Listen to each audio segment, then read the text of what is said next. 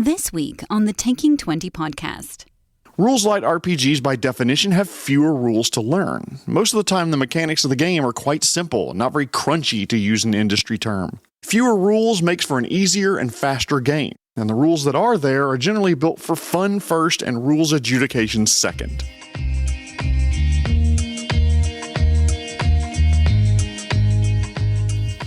Thank you for listening to the Taking 20 podcast, episode 221, taking a look at some rules light RPGs. I want to thank this week's sponsor, and I'll say this carefully, Dex.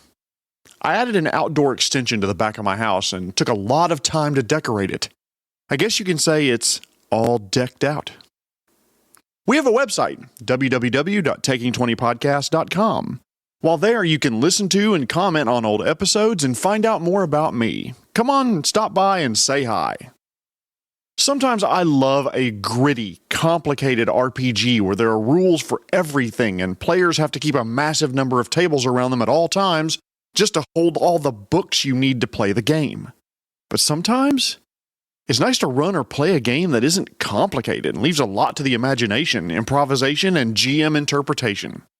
Rules light games are a great option for new players who want to get into tabletop RPGs without having to learn a lot of rules. They're also popular with experienced players, like me, who sometimes want a more streamlined experience. This topic was a suggestion from Burak Çetin, a listener from Turkey. He's actually written a rules light RPG called Routers and asked me to review that and some of my favorite rules light RPGs that are out there, so I am happy to do so. Now let's get this out of the way first. Chances are, if you've played some rules light RPGs, you'll undoubtedly think of a great one that I don't talk about in this episode. For that, all I can do is beg your forgiveness. I only have a certain amount of time each week to research, write, edit, record, and sound edit each episode, so I had to limit this episode to mostly light RPGs that I've actually played. If you have an idea for one that I didn't mention, please send it to me, feedback@taking20podcast.com, or direct message on social media. I'm always down to learn new games, and I'm always looking for new ones, so please send it my way. Since this episode focuses on rules light games, let's define what that means. A rules light game is a game that emphasizes storytelling and improvisation over having lots of rules and mechanics. They don't have a 600-page rulebook. The rules are light and general and sometimes can fit entirely on a single piece of paper. I'm old, and the archaic term for these games used to be lightweight RPGs, but the terms mean the same thing.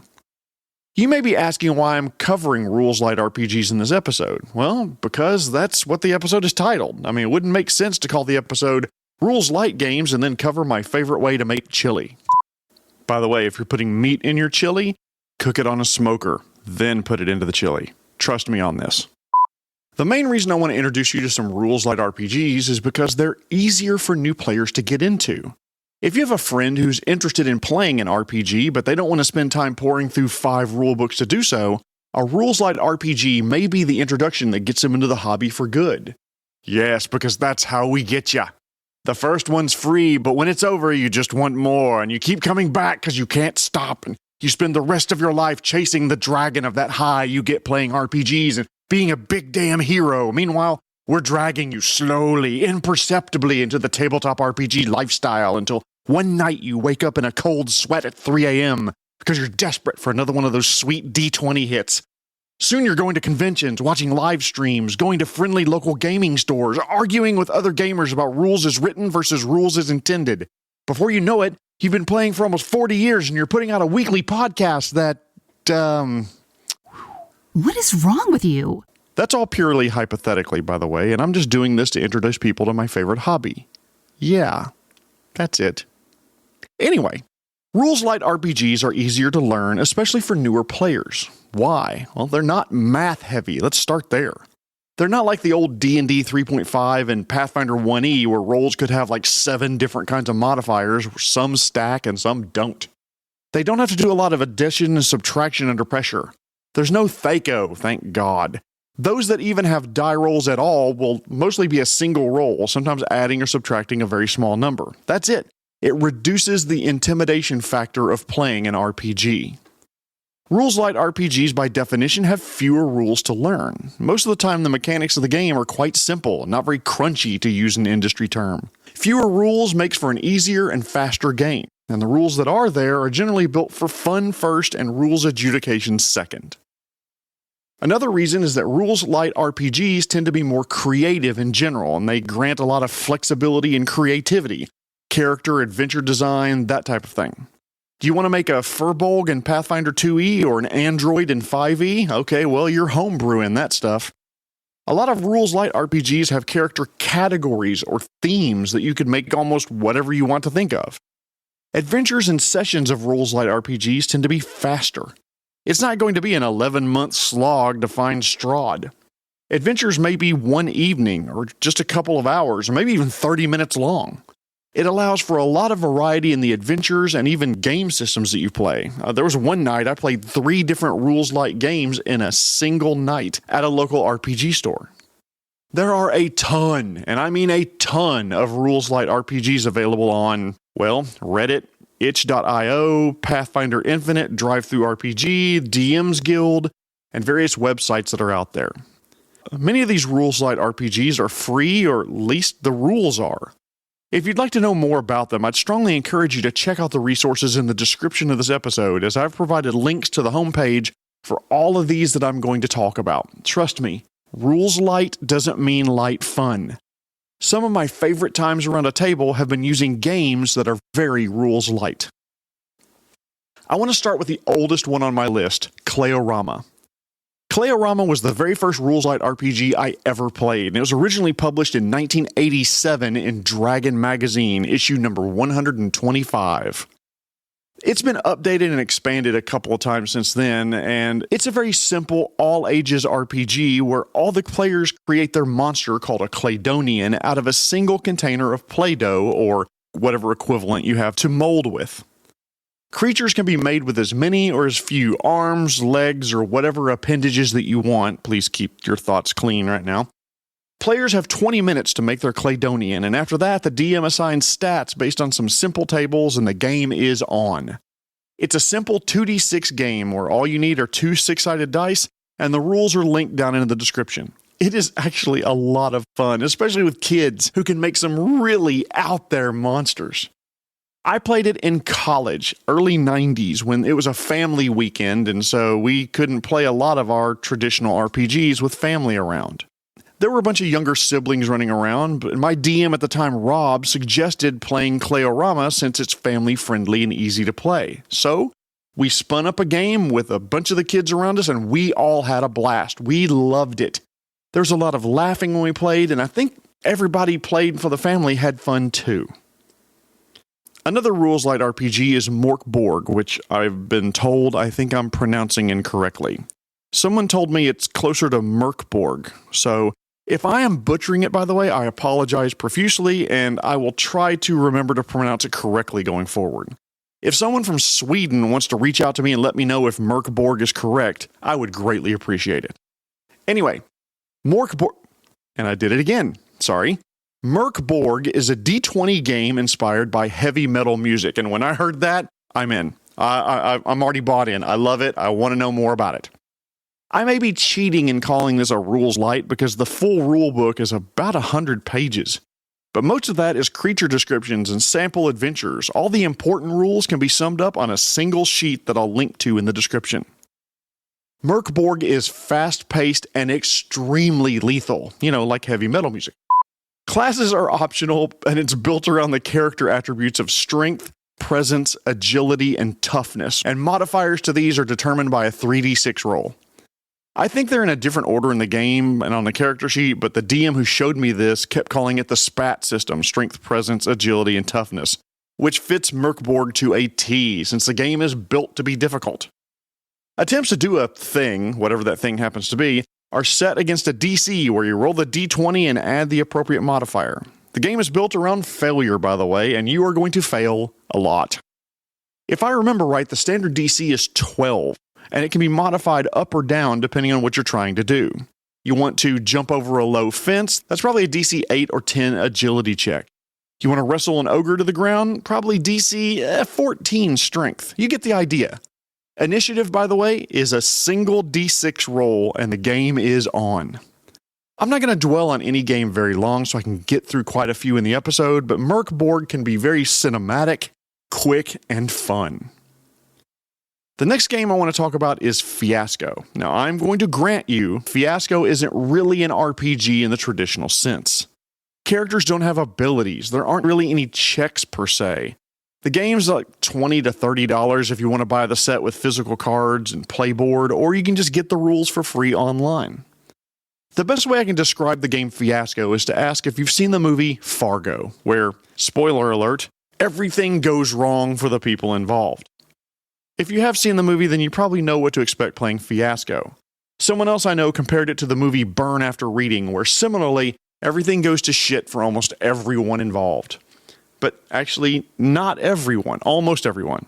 My wife, who genuinely is incredibly smart and needs to be doing a podcast herself about something, pointed this out to me after we watched Burn After Reading. We went to the theater, and what follows is a brief spoiler, so if you don't want a movie from 16 years ago spoiled, geez, that was 16 years ago. Sorry. Skip ahead about 35 seconds. Okay, so if you've seen the movie, did you notice that all the female characters get what they want while almost none of the male characters do? Linda, played by Frances McDormand, gets plastic surgery that she always wanted. Katie, played by Tilda Swinton, gets her divorce. Meanwhile, the guys get, let's go through the list, arrested, killed with a hatchet, shot, rebuffed by the person that they love, and caught while trying to escape the country. To be fair, Harry's later released and allowed to go to a non-extradition country, but that's about the limit of positive endings for the guys. Welcome back. If you haven't seen the movie, I do encourage it for no other reason than Brad Pitt's constant dancing, Frances McDormand's amazing acting, and a great cameo by J.K. Simmons as a CIA director. This has been Jeremy's Film Corner. Tune in next week when I'll discuss a complicated, headache-inducing time travel movie called Primer. Anyway, that was a long rabbit trail. In Fiasco, players play ordinary people with poor impulse control. Adventures are defined by decks that you can buy and define relationships between characters, objects in the story, secrets that they may have, and of course, the character needs that they're trying to accomplish. Fiasco is played by 3 to 5 players who resolve multiple scenes in 2 acts, with a tilt that shakes up the story in the middle. There's no game master per se. Each scene is set up by one player and resolved by a different one, and I had a lot of fun playing this game with 2 other local DMs who set up great scenes and we messed with each other in the resolutions. Creative outcomes always make Fiasco better. Plus, the game can be played with players of all ages, with a let's not card in the middle that asks the players to take the game in a slightly different direction. It's a lot like the X card that I've talked about in RPG game safety, to allow players to silently ask for something different because what's being discussed is making them uncomfortable. For example, see previous discussions about my wife and swarms of insects. Not her thing. So if you're looking for a break from a rules-heavy RPG, Fiasco may be that game to still scratch a creative itch for you. The next game I want to talk about is Dread. And I have a confession. I love Dread. I've played the game 3 times and it has gone completely off the rails in the best way every single time. My characters have been, bitten by a werewolf, fallen off a train and died, and arrested by customs trying to steal a valuable statuette. Again, it's not a traditional RPG in that there aren't ability scores, but the game is no less interesting. The game is played with the Jenga set, which is how conflicts or unsure situations are resolved instead of rolling dice. If they want, players can take a bit of time to set up their character, but that's really not required. The host sets up the situation, players describe what their characters are doing, and you're off. Based on the player declaration, the host determines whether it's probably beyond the character's capabilities, and if it is, the host will ask the player for a pull, where they have to remove a block from the Jenga tower. If the tower falls, then your character is removed from the game. They die, they're imprisoned, they're possessed. They just aren't involved in the game anymore. Now, here's where it gets interesting. If the tower falls accidentally, then the host picks your fate. But if you knock it over on purpose, you pick your own fate. Dread's a lot of fun, even for people like me who suck at Jenga. Everyone's probably going to die, know that going in, and you'll have a lot of fun with Dread as well. The next rules-light game I want to talk about is Lasers and Feelings. It's a 1-page RPG made by John Harper. It uses D6s to resolve your action. While making your character, you choose a style and then you choose a role. You're an android doctor, an alien psychic, a savvy pilot, or whatever you'd like. The game has suggestions for these choices, but you can freeform this selection to whatever. It helps determine your character's skills, which again are pretty freeform and open to GM interpretation when actions are declared. You pick a number for your character between 2 and 5 to determine how good you are at lasers, a high number, or feelings, a lower number. Lasers defines your skills at things like reason and logic, science and technology. And a lower number means that you're better at feelings, you're good at diplomacy or seduction or people skills. So in short, your character can't be great at both. You can be great at one and sort of bad at the other, or kind of pick something towards the middle. The better you are at one means the worse you are at the other. So then you pick your character's goal, then you pick ship strengths and whatever problem you're trying to solve. Whenever you have a problem, resolution is determined by rolling a number of d6s depending on your character's skill with the problem and how prepared your character is. Trying to close a wound in a hospital setting means that you're probably much more prepared than you would be trying to close that same wound on a battlefield in a dirty alley. Remember that lasers and feelings number you picked earlier? You'll need to roll under or over the number depending on whether you're attempting a lasers check or a feelings check. If you roll exactly your score, then you can ask the GM a question and you might learn a secret that you otherwise may have missed, like the government agent looks like he has alien technology built into his arm. The alien's been infused with some sort of DNA or whatever. No matter what, the situation changes for the better or worse after every roll. All the rules for lasers and feelings can fit on one page and it's simple to run and play. I've played it exactly once and had fun playing an adventure on a remote planet where we interrupted a weapons deal gone bad in the back of a bar. The next Rules Light RPG I want to talk about is Honey Heist by Grant Howitt. And Honey Heist, you're a bear. Yep, furry, love honey, occasionally seen going through people's trash, a bear. That's the honey part of Honey Heist. The heist part is that you have to execute a complex plan that requires precision and timing, but, you're a bear. Bears have 2 stats, each of which starts at 3.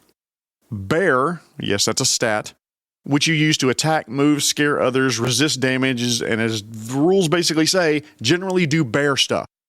The other stat is criminal, which is used when you're not doing anything directly related to being a bear.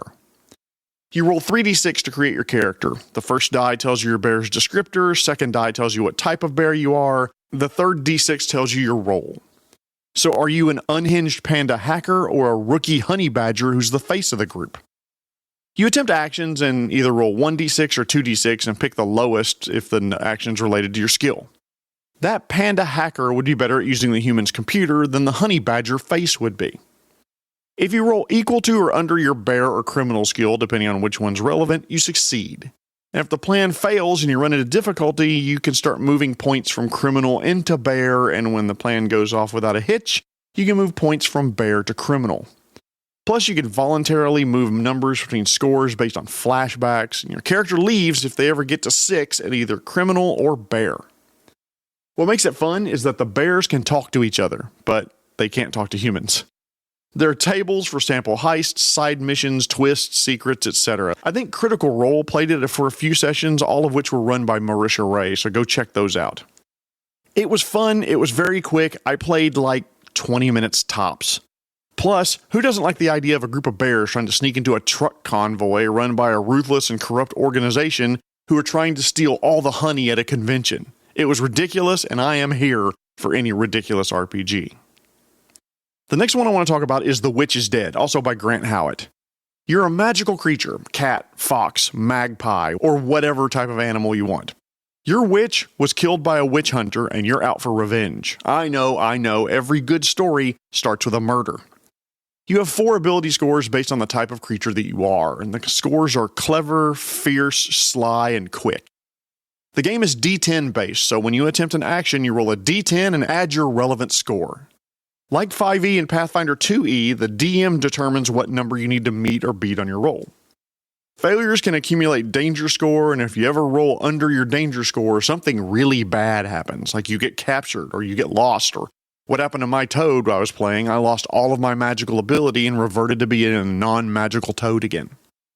In the interest of full disclosure, these next two games that are coming up, I have not played, but I really want to. The first one is Bark Against Evil by Joel Salda. In this game, you're a dog. That's not right. I'm sorry. You're not just a dog. You're a good dog. Yet you are. Who's my sweetie? You're such a good boy. I'll get your ears and I will love on you. But I will. But Daddy's got to work for a bit, okay? Daddy's got to work for a bit, okay? Okay. Oh, you good boy. Sorry, my dog came running up to my desk because he heard the voice. Anyway, you're a dog and have stats for strong, speed, and smart.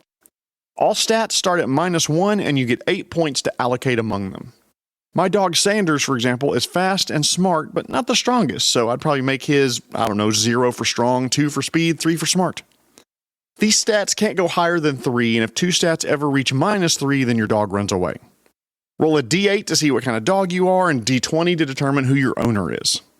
The Dog Master, or DM, clever, I love it, rolls 4d20 to determine the corrupted groups in town, and the game begins. So when you try something a human might stop you from doing, or something that might be difficult for a dog, you roll 2d6 with bonus dice if you're doing something related to your type. You can also get an additional die to help you succeed, and so forth. Critical successes give you a bone, and you can use that bone when other good dogs make their rolls to help them succeed on theirs.